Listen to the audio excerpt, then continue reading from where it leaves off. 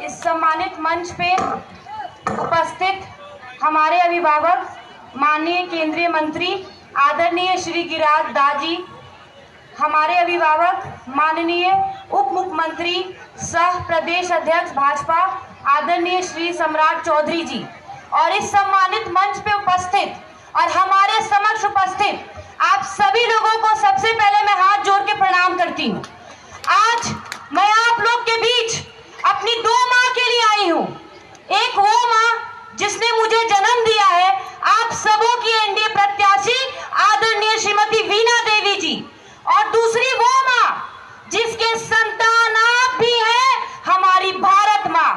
मैं आप लोग से कहना चाहती हूँ कि ये चुनाव किसी पंचायत या किसी राज्य का चुनाव नहीं, ये हमारे देश का चुनाव है। ये हमारे देश के प्रधानमंत्री को चुनने का चुनाव है।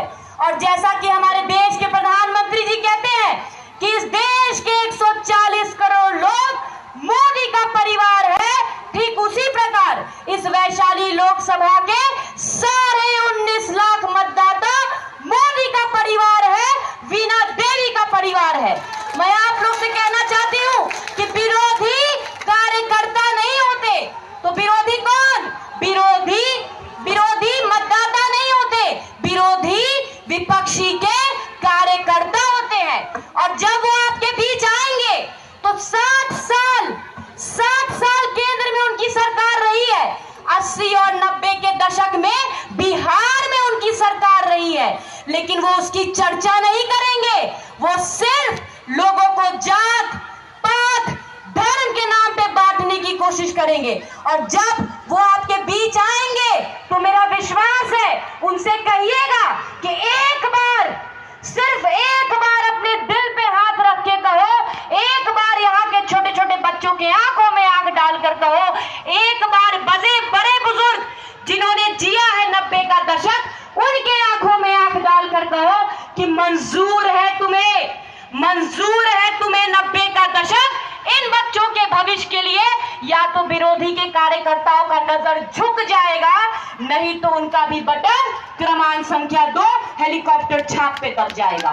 मैं आप लोग से कहना चाहती हूँ, केंद्र सरकार की योजना हो या राज्य सरकार की, जरूरतमंद को अनाज हो, उज्ज्वला गैस योजना से गैस हो, किसान निधि से राशि हो, इलाज के लिए आयुष्मान कार्ड हो, अरे महिलाओं को तो शौचालय देके इज्जत घर देने की बात हो, जब हमारे देश के प्रधानमंत्री ये योजनाएं, ये लाभ हर जाति हर धर्म के लोगों को देते हैं। आज कोरोना महामारी में जब देश में कोरोना हुआ था और इस देश के कई वासी अन्य देश में फंसे थे, तो हमारे देश के प्रधानमंत्री ने वंदे भारत चला के इस देश के वासियों को वापस लाने का काम किया, और जात पात धर्म के आधार पे नहीं, भारतीय नागरिकता के आधार पे लाने का काम किया।